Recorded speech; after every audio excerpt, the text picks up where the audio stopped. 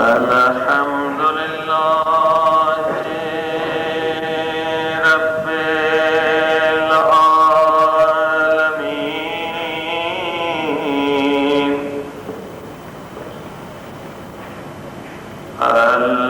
الحمد لله كما هو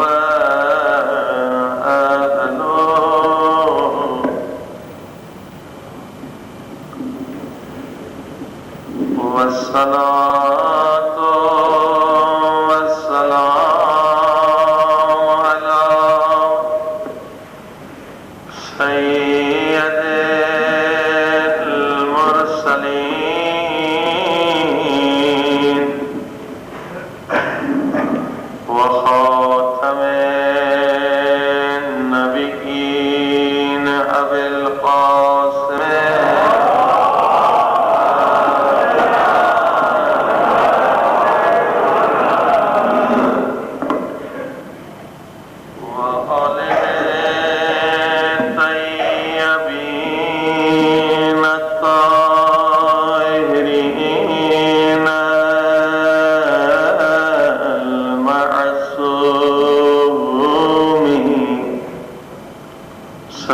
زمانے کے امام کے ظہور کے لیے دعا ہے الہی عظم البلاء وبرح الخفاء وانكشف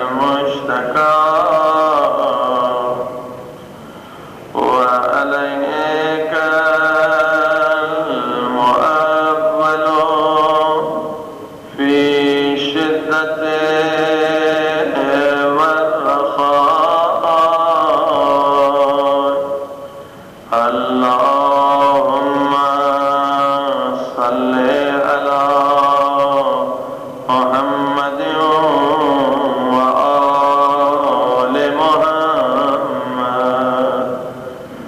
أولي الأمر الذين فرضت علينا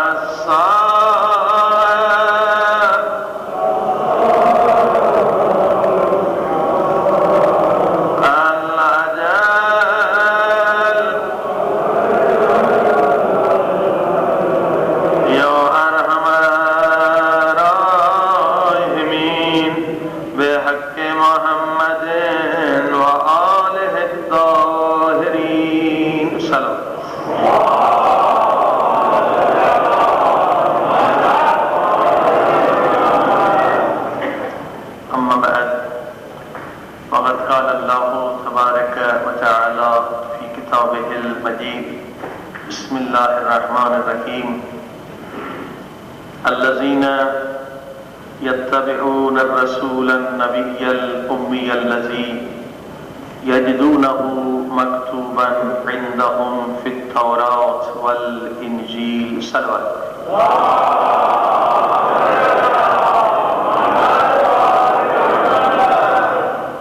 عزیزان گرامی، قرآن مجید کے نزول کا مہینہ ہے اور قرآن مجید کے معجزات اور وارث کے قرآن کے معجزات آپ کی خدمت میں عرض کرنے ہیں۔ سورہ اعراف ہے اور اللہ سبحانہ و تعالیٰ کا ارشاد ہے الذین یتبعون الرسول النبی الامی الذی، مسلمانوں جس پاک نبی کا تم کلمہ پڑھتے ہو، اتباع کرتے ہو، اس نبی کا یہ مقام ہے کہ ہم نے تمہارے نبی کا ذکر تورات میں بھی کیا ہے اور انجیل میں بھی کیا ہے۔ یجدونہ مضارع کا صیغہ ہے، یعنی خدا فرما رہا ہے قیامت تک تمہارے نبی کا ذکر تورات میں بھی رہے گا اور انجیل میں بھی رہے گا۔ کوئی یہودی عیسائی تمہارے نبی کے ذکر کو ان کتابوں سے مٹا نہیں سکتا۔ صلوات پڑھیں محمد۔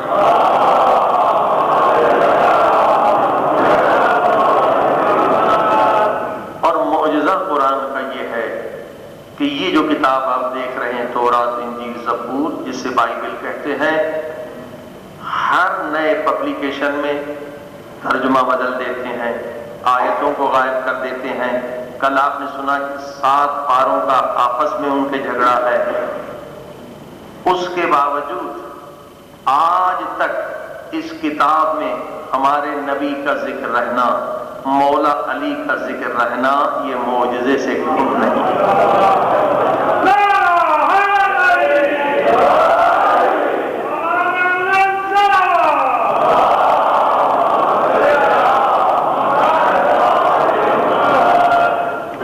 آیتوں کو انہوں نے نکال دیا، جہاں جہاں ہمارے نبی کا ذکر وہ سمجھ پائے اور خوش ہو گئے کہ اب ہم نے مسلمانوں کے نبی کا ذکر نکال دیا، مگر خدا یہ فرما رہا ہے کہ یہ نکال نہیں سکتے، تمہارے نبی کا ذکر رہے گا۔ کل بھی آپ نے انجیل سے کچھ آیتیں سنی تھیں جس میں ہمارے نبی کا نام فار علید آیا، اور فار کلید کو اگر عربی میں ترجمہ کریں تو احمد مصطفیٰ صلوات۔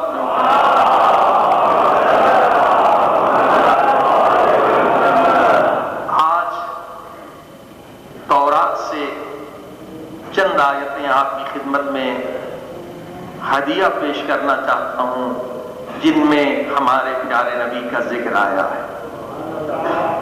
ہمارے نبی کے فضائل بیان ہوئے ہیں۔ تورات کو انگریزی میں اولڈ ٹیسٹامنٹ کہتے ہیں،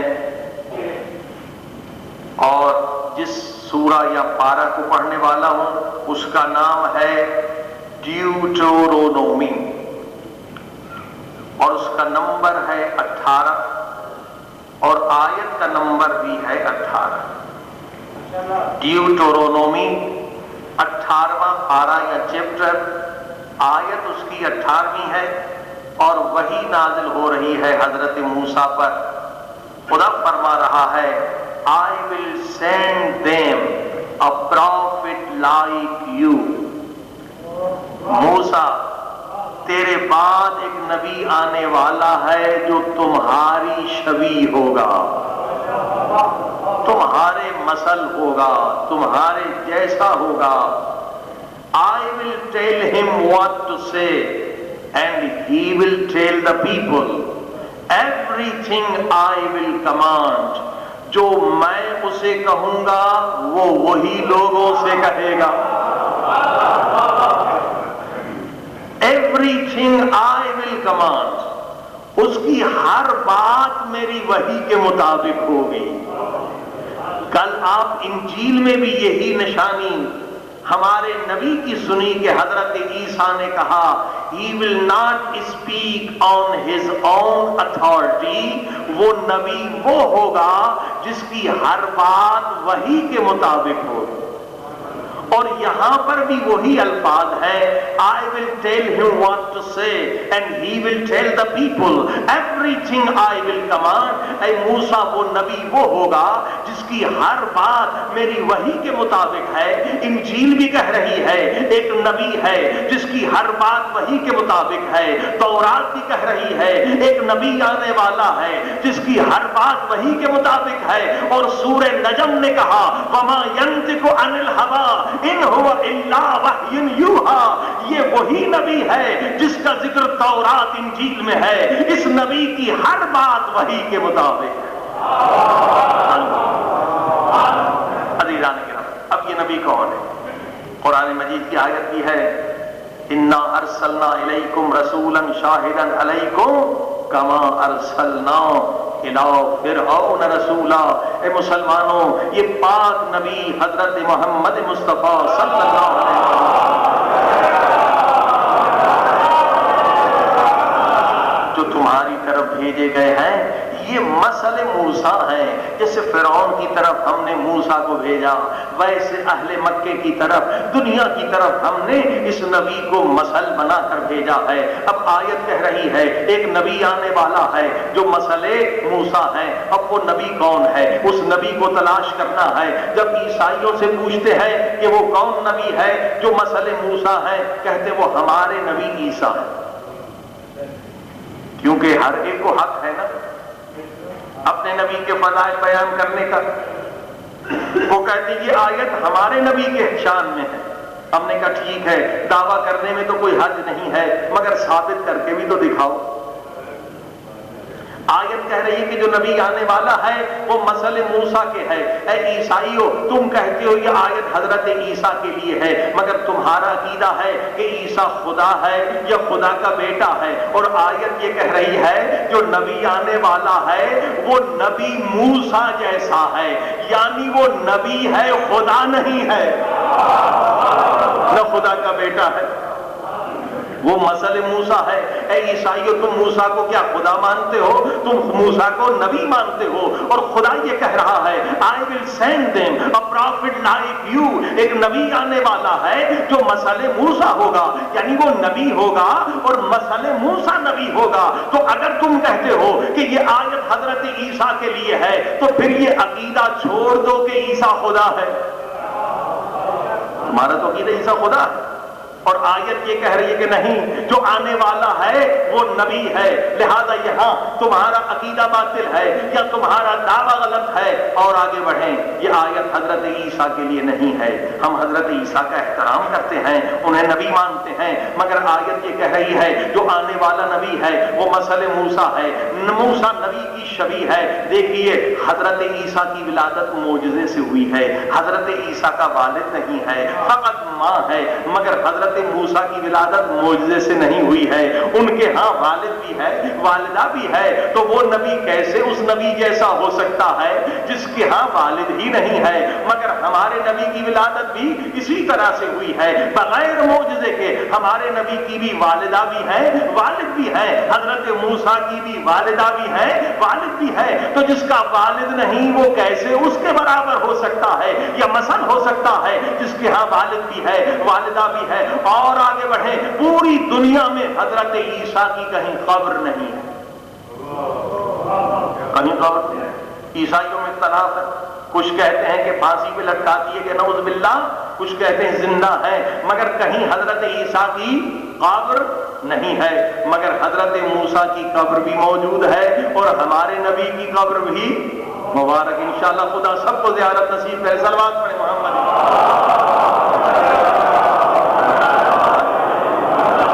اب جس نبی کی قبر ہی نہیں ہے وہ اس جیسا کیسے ہو سکتا ہے جس کی دنیا میں قبر ہے؟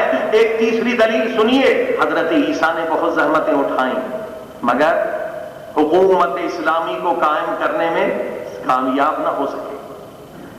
لیکن حضرت موسیٰ حکومت اسلامی کو قائم کرنے میں کامیاب ہوئے، فرعون کو شکست دی. لہذا اسی طرح سے ہمارے نبی نے بھی جب مکے کو فتح کیا تو حکومت اسلامی کو قائم کرنے میں کامیاب ہو گئے. تو اب حضرت عیسیٰ یہاں پر بھی حضرت موسیٰ جیسے نہیں. حضرت موسیٰ نے بھی حکومت اسلامی قائم کی، ہمارے نبی نے بھی حکومت اسلامی قائم کی. چوتھی دلیل خود انجیل سے حضرت عیسیٰ کہتے ہیں don't think that I have come to do away with the laws of Moses. اے یہودیوں یہ مت سمجھو کہ میں موسیٰ کی شریعت کو مٹا کر اپنی نئی شریعت لانے والا ہوں. یہ انجیل کہہ رہی ہے کہ حضرت عیسیٰ کہہ رہے ہیں میں اپنی نئی شریعت نہیں لایا، میں حضرت موسیٰ کی شریعت کا پابند ہوں، اسی کی تبلیغ کر رہا ہوں. اب پتہ یہ چلا کہ حضرت عیسیٰ کی اپنی شریعت نہیں ہے مگر موسیٰ کی اپنی شریعت ہے، ہمارے نبی کی بھی اپنی شریعت ہے. اب جس نبی کی اپنی شریعت نہیں وہ اس کے مسل کیسے ہو سکتا ہے؟ عزیزان گرامی حضرت موسیٰ نے بھی ہجرت کی، ہمارے نبی نے بھی ہجرت کی. حضرت موسیٰ بھی ہجرت سے پلٹ کر آئے، فرعون کو شکست دی. ہمارے نبی بھی ایک مرتبہ پلٹ کر آئے اور انہیں شکست دی. ایک مرتبہ اختصار کے ساتھ آپ کی زحمتوں کو تمام کروں، تورات، انجیل، زبور، قرآن اور تاریخ اسلام سے عرض کرنا چاہتا ہوں. حضرت موسیٰ کا پہلا جانشین کون ہے؟ ان کے برادر ہیں حضرت ہارون. اور یہاں پر شیعہ اور سنی سب کتابوں میں یہ حدیث موجود ہے کہ مولا رسول خدا نے فرمایا یا علی انت منی بمنزلت ہارون من موسیٰ. اے علی تمہاری مجھ سے وہی منزلت ہے جو ہارون کو موسیٰ سے تھی. تم مثل ہارون ہو اور میں مثل موسیٰ. اور وہاں پر اللہ نے ہارون کو 3 بیٹے دیے. بڑے بیٹے کا نام شبر تھا، اس کے بعد دوسرے بیٹے کا نام شبیر اور تیسرے بیٹے کا نام مشبر. اور یہاں پر مولا علی کو اللہ نے 3 بیٹے عطا کیے فاطمہ زہرا کے وطن سے. اور شبر کا ترجمہ اگر عربی میں کرے تو حسن بنتا ہے.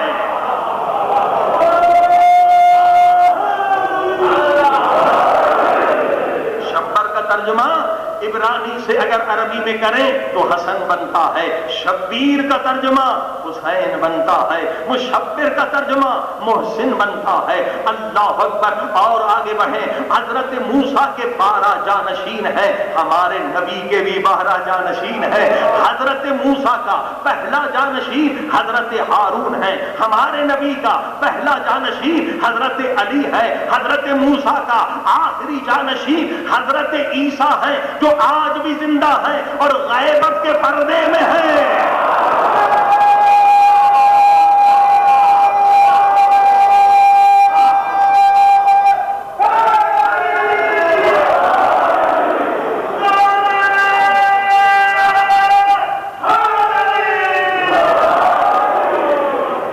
وہاں بھی 12 جانشین ہیں.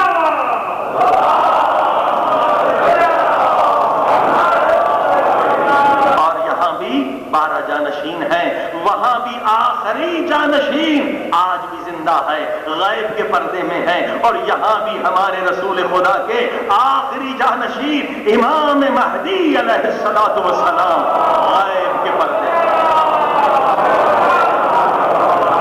اب اتنے دلائل کے بعد کوئی انکار نہیں کر سکتا کہ یہ آیت ہمارے نبی کی شان میں ہے کہ ہمارے نبی مثل موسیٰ ہیں، ہمارے نبی حضرت موسیٰ کی شبیہ ہیں. عزیزان گرامی خدا کا شکر ہے کہ خدا نے ہمیں نور اسلام بھی عطا کیا اور نور ولایت محمد و آل محمد بھی عطا کیا. صلوات.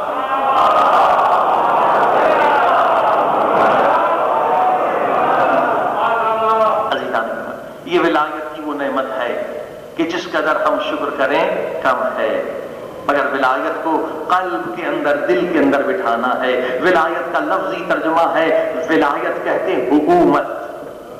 جب ہم نے کہا لا الہ الا اللہ یعنی اللہ کی حکومت کا اعلان کیا، جب ہم نے کہا محمد رسول اللہ تو رسول خدا کی حکومت کا اعلان کیا، اور جب کہا علی ولی اللہ تو علی کی حکومت کا اعلان کیا کہ ہمارے دل پر کسی اور کا حکم نہیں چلے گا، حکم چلے گا تو خدا کا چلے گا یا نبی اور علی کا چلے گا۔ صلوات محمد۔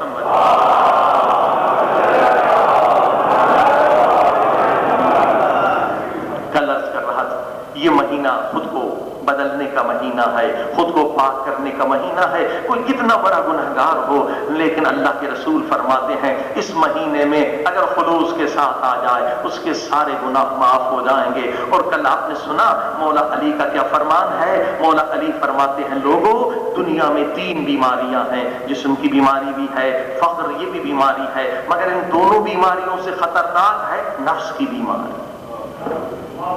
کیوں مولا فرماتے ہیں جسم کی بیماری تو ہے مگر کتنی دیر بیماری رہتی ہے؟ عمر انسان کی 80-90 سال سے زیادہ نہیں ہے، 60-70 سال 20-40 سال انسان دکھ دیکھے گا، درد دیکھے گا، مگر مولا فرماتے ہیں اگر تم نفس کی بیماری لے کر قبر میں چلے گئے تو اس کی تکلیف 100 سال نہیں، 200 سال نہیں، بلکہ اللہ اکبر امام جعفر صادق علیہ السلام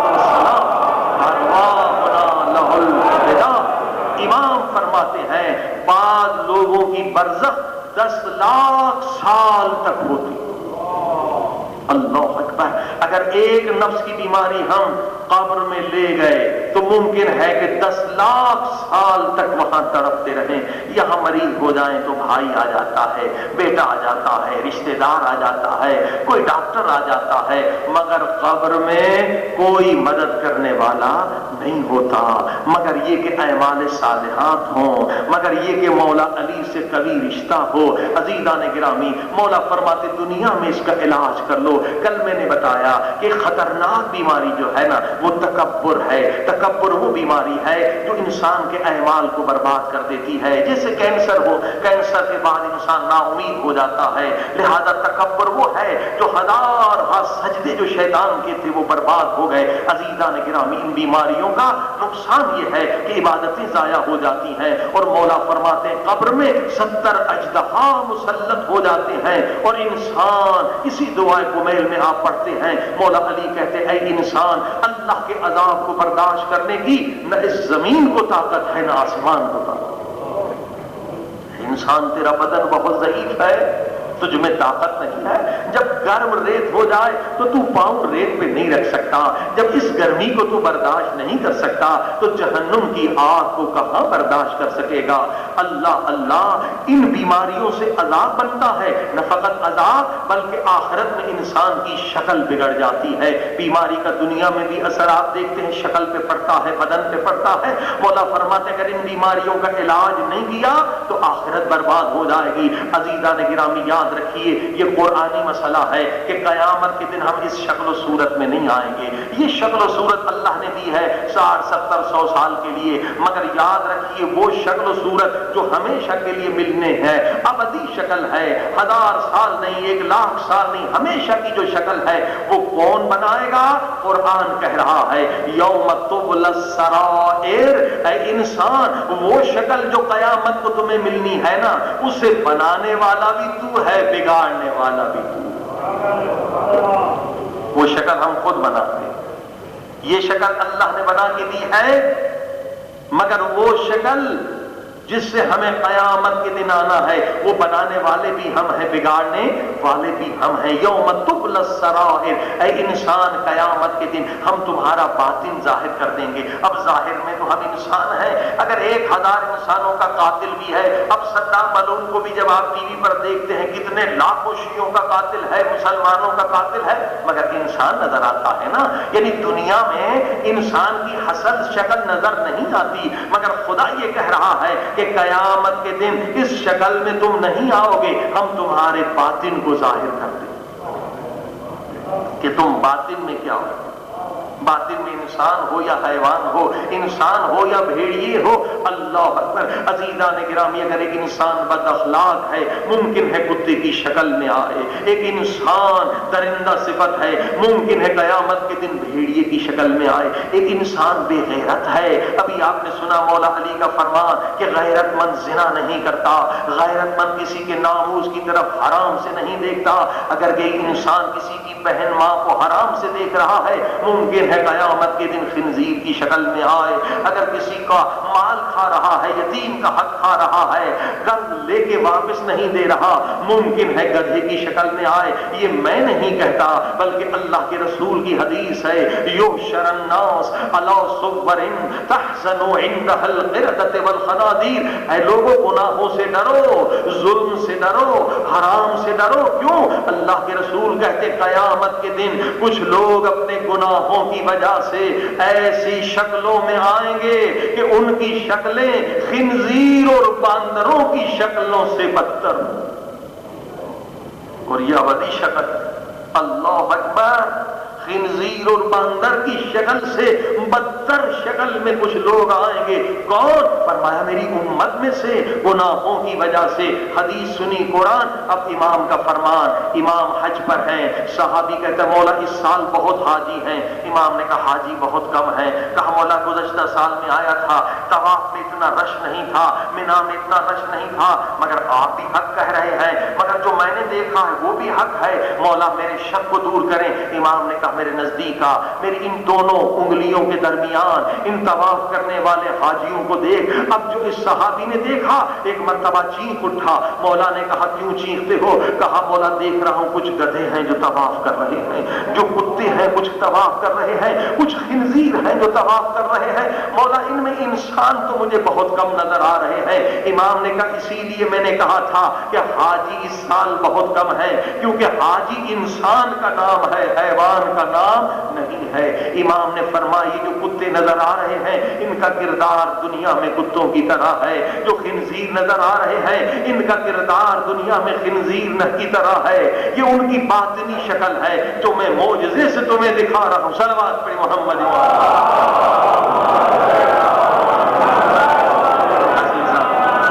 یعنی یہ بیماریاں ہماری باطنی شکل کو برباد کر دیتی ہیں۔ اللہ اکبر۔ مگر یہ مہینہ ہے اپنی شکلوں کو نورانی بنانے کا۔ اگر گناہوں کی وجہ سے کسی کی شکل حیوان سے بدتر بھی ہو گئی ہے تو خدا نے اس مہینے میں ہمیں دعوت دے کر بلایا ہے کہ آ جاؤ میرے بندو، اگر تمہاری شکل خنزیر سے بھی بدتر ہے تو میں اس مہینے کے صدقے میں، رمضان کے صدقے میں، قرآن کے صدقے میں اور زخمی سر مولا علی کے صدقے میں تمہاری شکلوں کو نورانی بنا دوں گا۔ عزیزان گرامی، جی ہاں، اب دیکھیے شکل نورانی کیسے بنتی ہے۔ ہمارے ہاں فقط اہل بیت کے ہاں ایک علم ہے جو مخصوص ہے اہل بیت کا علم، جسے کہتے ہیں علم عرفان۔ یہ دنیا کی کسی یونیورسٹی میں نہیں پڑھایا جاتا ہے، آج بھی حوض علمی قم میں بند کمروں میں خاص شرائط کے ساتھ یہ علم پڑھایا جاتا ہے۔ اور اس کا مقصد کیا ہے؟ یہ اہل بیت کا علم ہے جو رسول خدا صلی اللہ علیہ وآلہ وسلم سے لے کر آخری امام تک جاری اور ساری ہے۔ اس کا علم کا مقصد یہ ہے کہ انسان کی یہ آنکھ صرف حیوانی نہ ہو بلکہ دوسری آنکھ بھی انسان کو مل جائے، اور اس آنکھ کے ذریعے سے انسان کے اندر یہ کمال پیدا ہو جاتا ہے کہ اگر کسی قبر پہ کھڑا ہو جائے تو اسے معلوم ہوتا ہے کہ اس قبر پہ عذاب نازل ہو رہا ہے یا رحمتیں نازل ہو رہی ہیں۔ اسے علم عرفان کہتے ہیں۔ سخت شرائط ہیں، ہر ایک کو نہیں ملتا، چند شاگرد ہوتے ہیں، بعض علماء ہیں جو آج بھی یہ علم دے رہے ہیں۔ تو ایک علم عرفان سیکھنے والا طالب علم، استاد نے کہا اس وظیفے کو تمہیں کرنا ہے 40 دن، مگر گھر سے باہر نہیں نکلنا، اور دیگر یہ شرائط ہیں۔ اس کے بعد اللہ سبحانہ و تعالیٰ تجھے یہ باطنی آنکھ عطا کرے گا کہ تو دیکھ سکے گا کس قبر پہ عذاب نازل ہو رہا ہے۔ کیونکہ ہم گناہ اس لیے کرتے ہیں کیونکہ ابھی ہم یقین کی منزل پر نہیں ہیں۔ اگر ہم جہنم کا عذاب ایک مرتبہ بھی دیکھ لیں تو گناہ کرنے کی طاقت اور جرأت ختم ہو جائے گی۔ اب یہ طالب علم اس عبادت میں مشغول ہے، اچانک گھر کے باہر شور ہو، یہ بھول گئے کہ استاد نے کہا تھا کہ باہر نہیں نکلنا. ایک مرتبہ غلطی سے باہر نکلے. اب جو باہر نکلے کیا دیکھا؟ اس کا بہت دوست، جاننے والا، پہچاننے والا، مگر اس کی شکل کیسی ہے؟ وہ خنزیر کی شکل میں ہے اور یہاں سے خون بہ رہا ہے. اب سمجھ گئے کہ استاد نے منع کیوں کیا تھا، کہ اس آیت قرآنی کے ورد کے ذریعے سے کیا ہوتا ہے؟ انسان کی باطنی شکل نظر آتی ہے. کیونکہ اللہ نے منع کیا ہے وَلَا تَجَسُّسُوا، تجسس نہ کرو، جاسوسی نہ کرو کہ کس کی باطنی شکل کیا ہے. یہ حرام ہے کیونکہ اللہ بھی ستار العیوب ہے، لوگوں کے گناہوں کو پردہ ڈالنے والا ہے. اب سمجھ کے میں نے غلطی کی ہے، مجھے باہر نہیں نکلنا تھا. چلیے اس سے پوچھوں تو صحیح کہ کس گناہ کی وجہ سے اس کی شکل خنزیر کی شکل بن گئی. آگے بڑھے اور جا کے بڑی قسم دی کہ تجھے مولا حسین کے خون کی قسم. مومن تھا. سچ سچ بتاؤ اس وقت کس گناہ کے ارادے سے جا رہے؟ اب جو بڑی قسم دی یہ لرز گیا، خوف کھانے لگا. کہا بڑی قسم دی ہے آپ نے؟ اس وقت میں ارادے سے جا رہا ہوں کہ فلاں مومن کو دھوکہ دوں اور اتنے ہزار کماؤں. اب یہ سمجھ گئے کہ جب کوئی مومن کو دھوکہ دے تو اس کا اندر خنزیر جیسا نجس ہو جائے. کب مومن اس کو ہدایت کروں؟ ایک مرتبہ چند حدیثیں سنائی کہ تو مومن سے خیانت کرنے جا رہا ہے. امام زین العابدین کا فرمان ہے، کیونکہ انہی فرمانوں سے باطن انسان کا پاک ہوتا ہے. کہا میرے مظلوم اور بیمار امام کا فرمان ہے کہ شمر ملعون جو میرے بابا حسین کا قاتل تھا، اگر وہ شمر مجھے وہ خنجر امانت میں دے جس سے میرے بابا کے گردن کی رگوں کو کاٹا.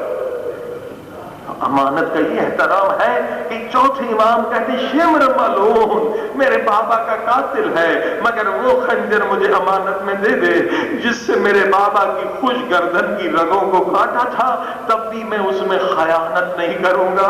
اب جیسے آپ کی آنکھوں میں آنسو آ گئے نا، یہ تھا تو مومن، اس کے آنکھوں میں آنسو آ گئے. دیکھا جیسے آنسو نکلے شکل بدلنے لگی ہے، بدلنے لگی ہے، پھر انسانی شکل میں آ گیا.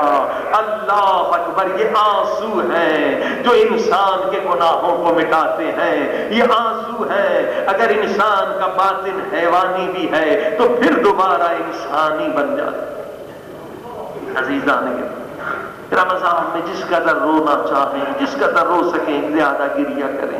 اس سے گناہ بھی مٹتے ہیں، جہنم کی آگ بھی بجھتی ہے اور انسان کی باطنی شکل بھی دوبارہ سے نورانی بنتی ہے. اب دیکھیے 3-4 کردار ہیں دنیا میں. ایک کردار انسان کا ہے، دوسرا کردار حیوان کا ہے. حیوان کون ہے؟ جسے حلال حرام کی تمیز نہیں، جو مل گیا کھا گیا. اب گدھا ہے، کتا ہے، اسے کیا پتا کہ یہ حلال ہے یا حرام، جو ملا کھا لے. اگر انسان بھی ایسا بن جائے کہ جو بھی ہوٹل میں ملا کھا گئے، جو بھی ملا نہ پڑھا کس میں. اب کتنی چیزیں یہاں آ رہی ہیں انگلینڈ سے، جو ہم وہاں اکثر جاتے رہتے ہیں، کتنی چیزیں ہیں وہاں اس میں حرام ہے. خنزیر کی چربی ہے، دیگر حرام ہے. یہاں لوگ بیچاروں کو پتا نہیں ہے، وہ جناب گئے دکان پہ کھا لیا. لارڈ ہے، اینیمل فیٹ میں سب ہے، وہاں کو الگ نہیں کرتے. کتے کی بھی، خنزیر کی بھی، سب کی جو ہے نجاستیں ہیں. لہذا اگر انسان ایسا ہو جائے کہ حلال حرام کی تمیز ختم ہو جائے تو وہ انسان کا کردار گدھے جیسا. انسان کون ہے؟ دیکھیے گدھا، ایک گدھے نے دوسرے گدھے کو دیکھا زخمی ہے، بھوکا، گدھا گزر جائے گا، اسے فکر نہیں کہ اس کی مدد کروں. تو حیوان کیا ہے؟ حیوانیت کیا ہے؟ حیوان اسے کہتے ہیں جو کسی کے کام نہ ہو. درد نہیں ہے، حیوان ہے. خدا نہ کرے کہ ہم انسان بھی ایسے ہو جائیں کہ ہمارے رشتہ داروں میں کوئی فقیر ہو، کسی کے گردے میں پتھری ہے مگر پیسے آپریشن کے لیے نہیں، کسی کے ہاں بیٹی جوان ہے مگر پیسے شادی کرانے کے نہیں. ہمارے دل سے اگر درد ختم ہو جائے تو یقین جانیے ہم بھی حیوان بن جائیں. ہاں یہ درد ہے تو انسان ہے. اگر درد ختم ہو جائے تو انسان، نیت ختم ہو جاتی ہے. انسان اور حیوان میں فرق کیا ہے؟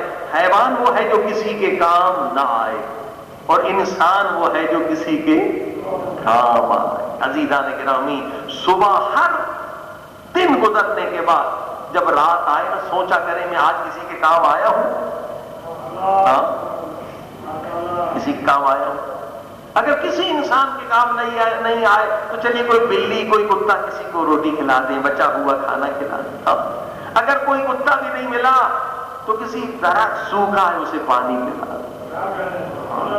اگر ہم کسی کے کام نہیں آئے تو ہم انسان کہلانے کے لائق ہی نہیں ہے. دیکھیے حیوان ہے نا، وہ بھی ہمارے کام آتا ہے، سایہ دیتا ہے، پھل دیتا ہے. اگر پھل نہیں دیتا تو آکسیجن دیتا ہے، تو ہم سانس لیتے ہیں. صلوات پڑھیں محمد.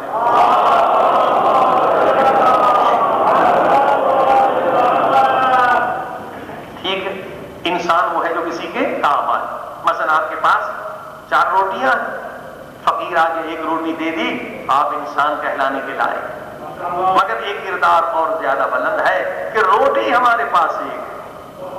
ہاں، ہم بھی بھوکے ہیں، ہم بھی روزے سے ہیں، اور دروازے پر آ گیا ہے فقیر، دروازے پر آ گیا ہے یتیم. ایک مرتبہ ہم نے کہا نہیں، ہم بھوکے رہیں گے، یہ روٹی اس مسکین کو کھلا دیں. تو یاد رکھیے یہ کردار اہل بیت کا، یہ کردار حسن حسین کا ہے، یہ کردار بی بی فاطمہ الزہرا کا ہے، یہ کردار مولا علی کا ہے کہ خود بھوکے رہ کر اگر کسی کو آرام دیا تو قیامت کے دن انسانی شکل میں نہیں، نورانی شکل میں آئے. یہ اہل بیت کا کردار، یہ اہل بیت کی سیرت پہ چلنے والوں کا کردار. اب سنیے نجف کا واقعہ. ایک عالم تھے، ایک شاگرد، پڑھنے پڑھانے کا سلسلہ. ایک مرتبہ شاگرد آ گیا، استاد احترام میں کھڑا ہو گیا، آگے بڑھ کے پیشانی کو چوما، کہا بیٹے یہ بتا کل تو نے کون سا اچھا کام کیا؟ کہا استاد کوئی خاص نہیں، یہاں سے گیا، درس پڑھا، کھانا کھایا، سو گیا. کہا نہیں، سوچو، یقیناً تو نے کوئی بہت اچھا کام کیا. اب سوچ کے بتا. کہا استاد یہ کام کیا کیا؟ کہا کچھ مولا حسین کے زوار پیدل آئے تھے، بہت کئی 100 میلوں سے پیدل سفر کر کے، اور غریب اتنے تھے کہ پیسہ نہیں تھا کہ جا کے ہوٹل پہ کوئی کمرہ لے لے. میرے دل میں رحم آ گیا، میرے دل میں درد آ گیا. میرے مولا کے زوار ہیں، میں سب کو اپنے گھر، اپنے کمرے میں لے کر آ. مدرسے کا کمرہ بہت چھوٹا، 2-3 آدمی سو سکتے، تو یہ 7-8-9 بندے تھے. میں نے کہا کوئی بات نہیں. میں نے ان کو کھانا کھلایا، ہم سو گئے. اب آدھی رات کو میری آنکھ کھلی، میں نے کیا دیکھا؟ ایک زوار کے پاؤں میرے سینے پر ہیں، میرے منہ پہ لگ رہے ہیں. پہلے تو میں نے چاہا کہ پاؤں ہٹا دوں، پھر میرے ایمان کی آواز آئی، میرے ضمیر کی آواز آئی، یہ مولا حسین کا زوار ہے، اس کے پاؤں نہ ہٹا، اس کی نیند خراب ہو جائے گی. یہ کئی میل سفر کر کے آیا ہے، آدھی رات گزر گئی ہے، آدھی رات گزر جائے. استاد محترم، میں نے اس کے پاؤں نہیں ہٹائے، پوری رات اس کے پاؤں میرے سینے پر اور میرے منہ پہ لگتے رہے. بس یہ سننا تھا. استاد اٹھے اور آگے بڑھ کے دوبارہ پیشانی کو چوما. کہا بیٹا رات میں نے خواب دیکھا، خواب میں قیامت کا میدان دیکھا، اور میں نے دیکھا تیرے چہرے سے نور کی شعاعیں نکل رہی. اللہ اکبر. خود تکلیف میں رہ کر اگر کسی مومن کو آرام پہنچایا تو شکل قیامت میں انسانی نہیں ہوگی بلکہ نورانی شکل میں آئیں گے. صلوات پڑھیں محمد.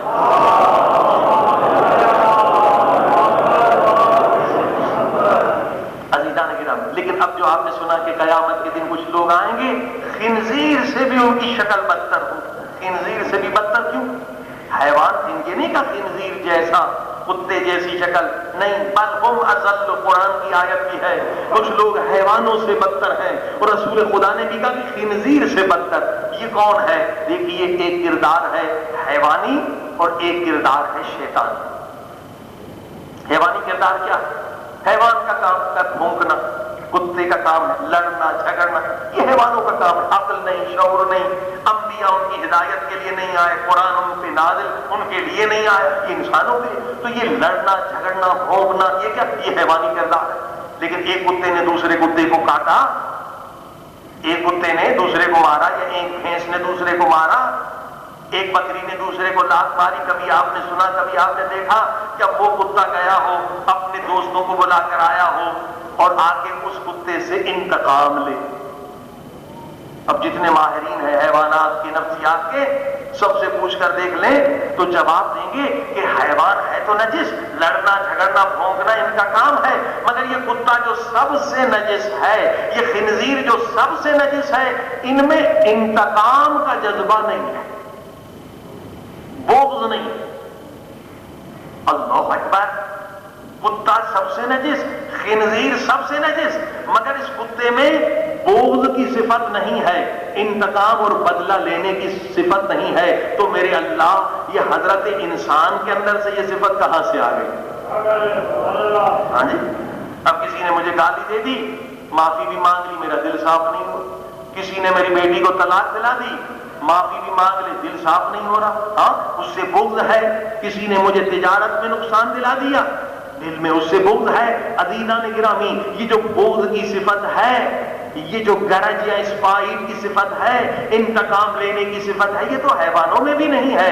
پروردگار یہ کہاں سے میرے اندر آ گئی؟ اب قرآن سے پوچھئے تو قرآن جواب دیتا ہے کہ یہ صفت حیوان کی نہیں ہے، یہ صفت ہے شیطان کی، کہ جب شیطان نے آدم کو سجدہ نہیں کیا، اللہ نے کہا تو ملعون ہے، نکل جا، تو اس نے نعرہ بلند کیا وَبِعِزَّتِكَ لَأُغْوِيَنَّهُمْ أَجْمَعِينَ، پروردگار تیری عزت کی قسم، میں آدم کی اولاد سے بدلہ لوں گا، گمراہ کروں گا۔ پتہ چلا کہ یہ بدلہ لینا، انتقام لینا، یہ صفت ہے شیطان کی۔ عزیزان نے کبھی بھی کسی مومن سے دل میں بغض نہ رکھے، اس کا کچھ نہیں بگڑے گا، خود ہمارا بگڑے گا، ہماری شکل خنزیر سے بدتر ہو جائے گی، کیونکہ بغض رکھنا یہ شیطانی صفت ہے۔ اللہ اکبر، کسی مومن سے بغض نہ رکھیں۔ اسی لیے حدیث ہے کہ 3 دن سے زیادہ اگر 2 مومن آپس میں بات چیت نہ کرے تو دونوں پر خدا کی لعنت برسے۔ عجیب حدیث، 2 دن سے زیادہ اجازت نہیں۔ انشاءاللہ تفصیل میں کل بتاؤں گا کہ ایسا کیوں امام محمد باقر علیہ السلام نے کہا۔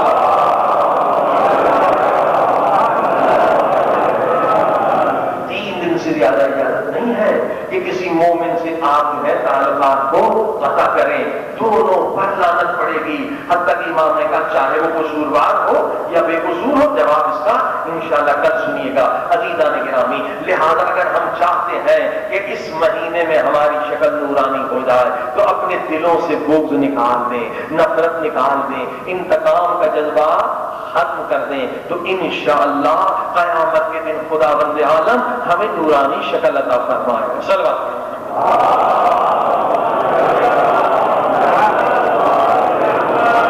آئیے خدا کی بارگاہ میں چلیں۔ ابھی آپ نے سنا گریا وہ نعمت ہے جو خداوند عالم نے عاشقان حسین کو عطا کی، عاشقان اہل بیت کو یہ نعمت اللہ نے فراوان بہت زیادہ ہے۔ یہ رونا ہر ایک کے بس کی بات نہیں ہے، جب خدا چاہتا ہے نا تب رونا نصیب ہوتا۔ عزیزان نے بہت بڑی نعمت، آئیے خدا کی بارگاہ میں چلیں، گریا کریں، اپنے باطنی شکل کو نورانی بنا۔ اللہم صلی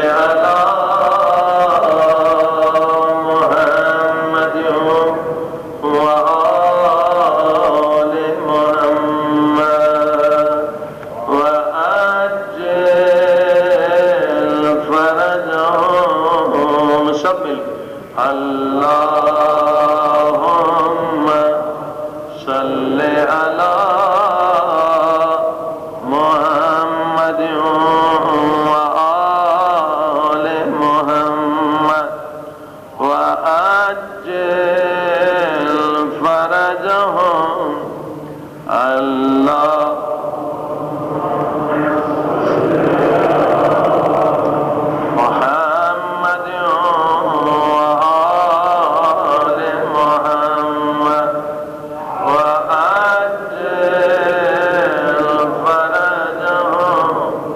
یا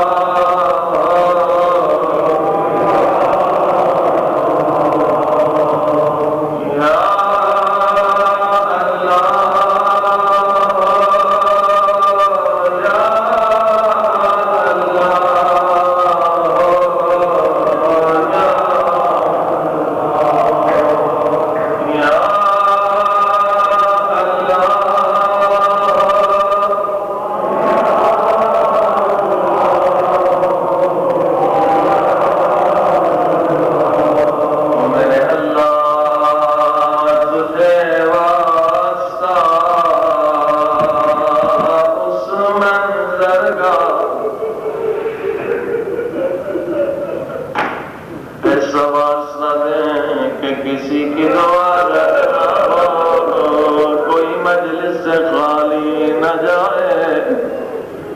او میرے اللہ تجھے واسطہ اس لحظے کا جب حسین نے گھوڑے سے اتر کے دو کٹے ہوئے بازو اٹھائے،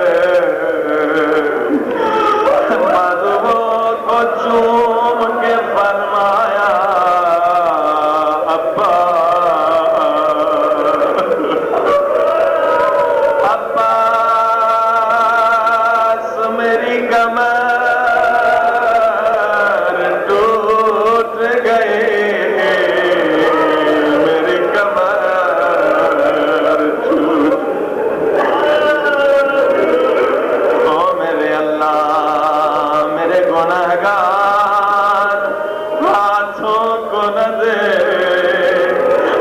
عباس کے کٹے ہوئے بازوں کا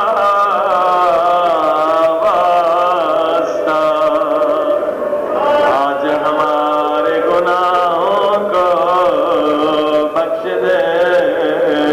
سب مل کے کہیں یا اللہ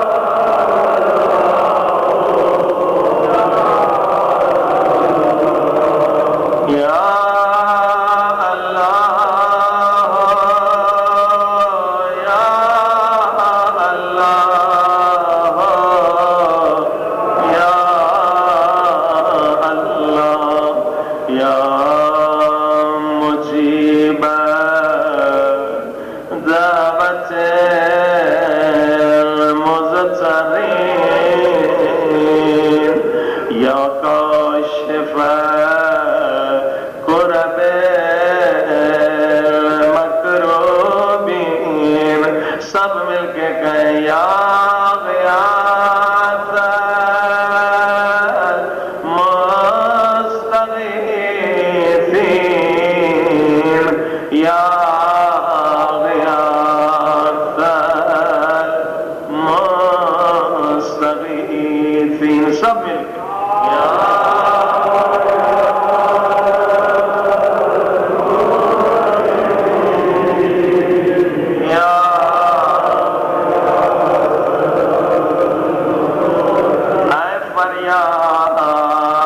کرنے والوں کی فریاد سننے والے میرے اللہ، آج ہماری فریادیں سن۔ کیا فریاد؟ اے خدا شب قدر ہے آج کی رات، اے خدا شب قدر میں مجھے ہم سب کو اس قدر پاک کر دے کہ وارث خون حسین امام زمانہ ہمیں اپنی زیارت کرا دے۔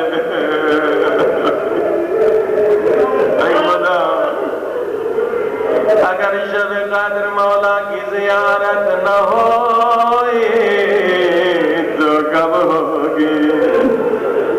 اے خدا میں گنہگار ہوں مگر رمضان کا مہینہ، اس مہینے میں تو ہمیں حر بنا دے، مولا کے قدموں پہ پہنچا دے۔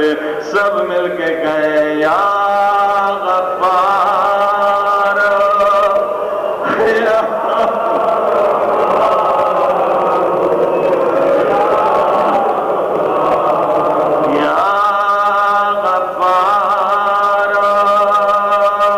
یا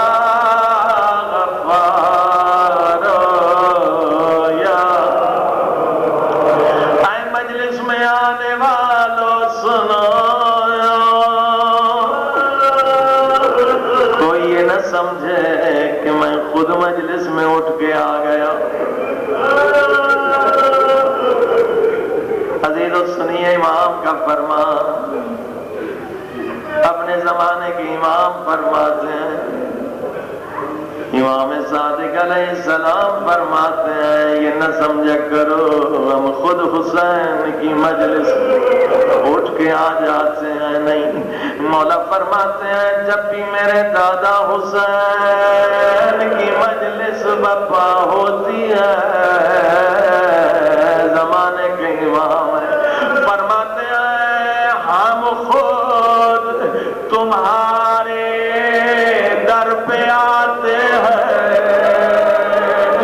اور تمہیں تمہارے نام سے دعوت دیتے ہیں۔ او مجلس میں آنے والوں خوش نصیب ہو، آج امام زمانہ کی زبان پہ تمہارا نام ہے۔ جسے امام بلاتے تو وہی آتا، ورنہ کوئی کام ہو جاتا ہے، ایکسیڈنٹ ہو جاتا ہے، بچہ بیمار ہو جاتا ہے، یہ مجلس میں آنا دلیل ہے امام زمانہ نے آپ کو دعوت دے کے بلایا۔ آئے رمضان کا مہینہ، آج خدا کے بھی مہمان ہو اور امام زمانہ کے بھی مہمان ہو۔ اب سنیے، یہی امام فرماتے ہیں جب مجلس میں آ جاتے ہو اور ذاکر حسین، حسین کا ذاکر، مولا حسین کے مسائل پڑھنا چاہتا اور تم رونے کے لیے تیار ہوتے ہو، خود کو آمادہ کرتے ہو، اس کے غم میں روئے، جانتے ہیں جس کے غم میں رونے والوں نے بہت پتھر امام فرماتے ہیں ابھی آنسو نہیں آئے مگر تمہارا دل رونا چاہتا ہے، رونے کی تیاری کرتے ہو۔ سنیں گے امام پھر کیا فرماتے ہیں؟ فرماتے ہیں جب تم رونے کے لیے تیار ہوتے ہو تم سب کے سروں کے پیچھے میری دادی زہرا،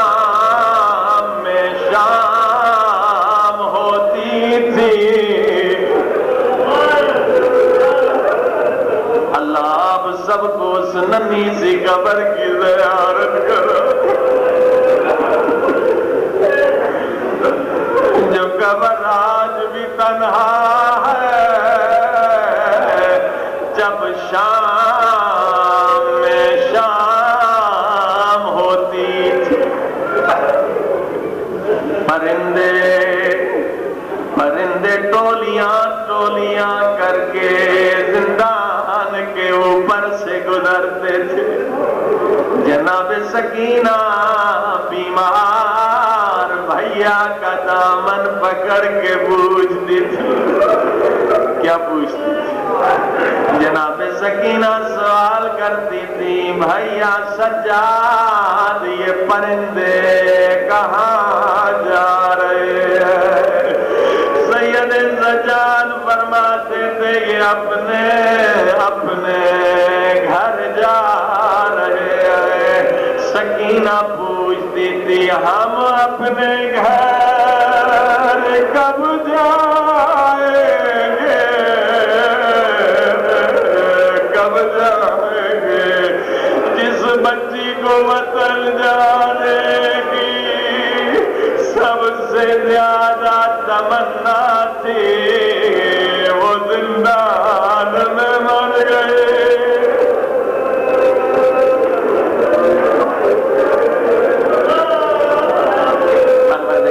اس یتیم بچی کا باعث آج ہم سب کی دعائیں قبول کریں. انشاءاللہ باقی مصائب دعائے کمیل میں پڑھیں گے. ہماری عادت ہے کہ مصائب 3-4 مرتبہ دعائے کمیل میں مصائب بھی ہوتے ہیں انشاءاللہ ماتم میں.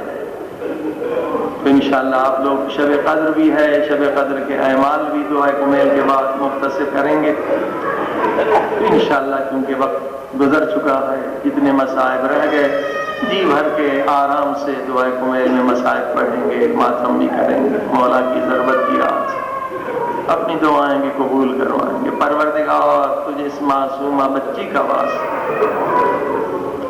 اس مہینے میں ہمیں ایسے پاک کر دے جیسے کربلا میں حر نے خود کو پاک کیا.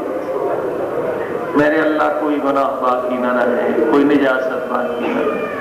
میرے اللہ تجھے تیرے عزت و جلال کا واسطہ ہمارے والدین کے گناہوں کو بخش دے، مومنین و مومنات کے گناہوں کو بخش دے. جنہوں نے ہم پر احسانات کی ہیں ان کے گناہوں کو بخش دے. جن کا حق ہماری گردن پر ہے ان کے گناہوں کو بخش دے. میرے مالک موت نہ دینا جب تک گناہوں سے مکمل توبہ نہ کر لیں. میرے اللہ ہمیں علم کامل، عقل کامل، تقوی کامل عطا فرما. اپنی محبت کا نور عطا فرما. محمد و آل محمد کی محبت کا نور عطا فرما. ہم سب کو امام زمانہ کی زیارت نصیب فرما. جو مومنین مومنات نیک حاجات لے کر آتے ان کی نیک حاجات کو پورا فرما. جو پریشان ان کی پریشانیاں دور فرما. جو بے اولاد انہیں اولاد عطا فرما. جو مریض انہیں امراض سے نجات عطا فرما. جو مقروض ہیں ان کے قرض کو ادا فرما. جو بے روزگار انہیں روزگار عطا فرما. دنیا آخرت میں مومنین و مومنات کو کامیابی عطا فرما. اس عبادت کو قبول فرما. جتنے مومنین آئے ہیں ان کے مرحومین تمام شہداء مرحومین مومنین مومنات کے لیے مرتبہ سورہ الحمد اور 3 مرتبہ سورہ توحید کی تلاوت فرما. بسم اللہ.